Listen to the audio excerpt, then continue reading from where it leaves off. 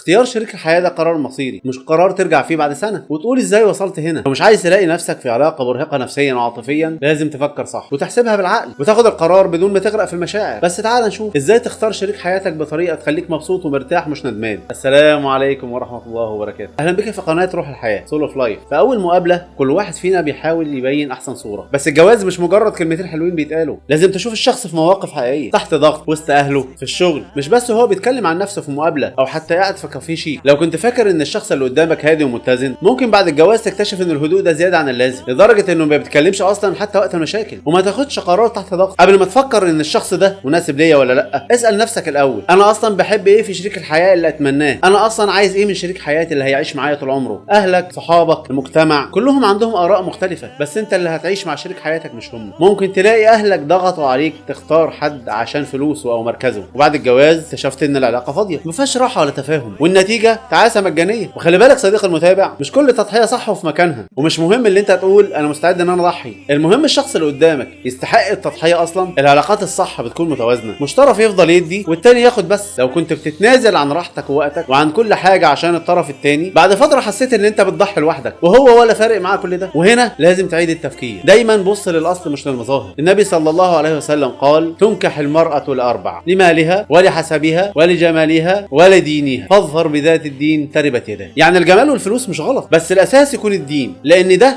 هو اللي هيحافظ على العلاقه وقت الشده. تخيل كده معايا واحد اختار زوجة عشان جمالها بس، وبعد الجواز اكتشف ان هي شخصيه انانيه مش بتشاركه في اي حاجه، فالعلاقه طبعا بقت صعبه. نفس الكلام للبنت، لو ركزت على الفلوس بس ممكن تلاقي نفسك مع شخص غني بس مش بيحترمك ولا يقدرك. احنا مش بنقول ان كل جميله ممكن تكون كده او كل غني يكون كده، لكل قاعده شواذ، واهم حاجه طبعا الدين والاخلاق. والنبي صلى الله عليه وسلم قال: اذا جاءكم من ترضون دينه وخلقه فزوجوه. يعني الدين مش بس صلاه وصيام، الدين يعني اخلاق واحترام وتحمل مسؤوليه. في ناس كتير شكلها ملتزمه بس اخلاقها وتصرفاتها حاجه تانية. وبلاش تلخبط نفسك باراء كتير، لو سمعت كلام كل الناس هتتلخبط اكتر. استشير ناس قليله تثق فيهم ويكونوا بيحبوك وبيخافوا عليك، لكن القرار في الاخر لازم يكون قرارك انت. لما تستشير ناس كتير كل واحد قال لك راي مختلف عن الشخص اللي معاك، حد قال لك محترم، حد قال لك مش صريح، حد قال لك في حاجه غريبه، فضلت تفكر لما تهت رغم انك كنت مرتاح للشخص من البدايه. وفي بعض الناس يقول لك انا مستني اشاره كونيه، مفيش حاجه اسمها اشاره من القدر تقول لك ان ده الشخص المناسب. قرارات الحياه محتاجه تفكير مش علامات غامضه، والرجوع لله والدعاء. وما تنساش طبعا صلاه الاستخاره. تخيل كده قابلت الشخص ده بالصدفه في اكتر من مكان، حسيت ان هي اشاره كونيه، وبعد الجواز اكتشفت ان هي مجرد صدفه مش اكتر، وان الشخص ده مش مناسب ليك. يا ترى ساعتها هتعمل ايه؟ فكر في حياتك قبل الجواز. الجواز مش يوم الفرح والفوتوسيشن، الجواز حياه يوميه بنتعرض فيها لمواقف كتير جدا. لو الشخص ده مش مريحك دلوقتي، يا ترى بعد 5 سنين الوضع هيبقى عامل ازاي؟ وخد بالك كمان صديقي المتابع ان انت مش هتلاقي حد كامل، بس ان شاء الله تلاقي حد مناسب. لو مستني تلاقي حد 100% مثالي هتفضل مستني طول عمرك. المهم تلاقي حد متوافق معاك وتقدروا تتعاملوا مع بعض في اي حاجه من امور الحياه. ممكن تكون بتدور على حد عنده كل الصفات اللي انت بتحلم بيها، بس لما فكرت بعقل ودعيت ربنا سبحانه وتعالى قررت تختار شخص عنده 70% من اللي انت بتدور عليه، والباقي نتفاهم مع بعض عليه. ولو انت فعلا محتار تختار ازاي، احب اطمنك ان الحيره لاختيار شريك الحياه دي حاجه طبيعيه، لكن بلاش تفضل فيها كتير. انا عارف احساسك دلوقتي، لكنك واقف عند مفترق طرق ومش عارف تمشي فين، بتفكر وتعيد التفكير وتلف حوالين نفسك لحد ما تتوه اكتر. بص، اي طريق ليه نهايه، واي سؤال ليه اجابه، واي لغز ليه حل، بس مش هتعرفه غير لما ترجع لربنا سبحانه وتعالى وتوكل امرك ليه. وطول ما انت غرقان في التردد عمرك ما هتشوف الحقيقه. ولو فعلا مش عارف تختار، خد نفس عميق وفكر بهدوء، ما تخليش القلق يعميك عن الصح.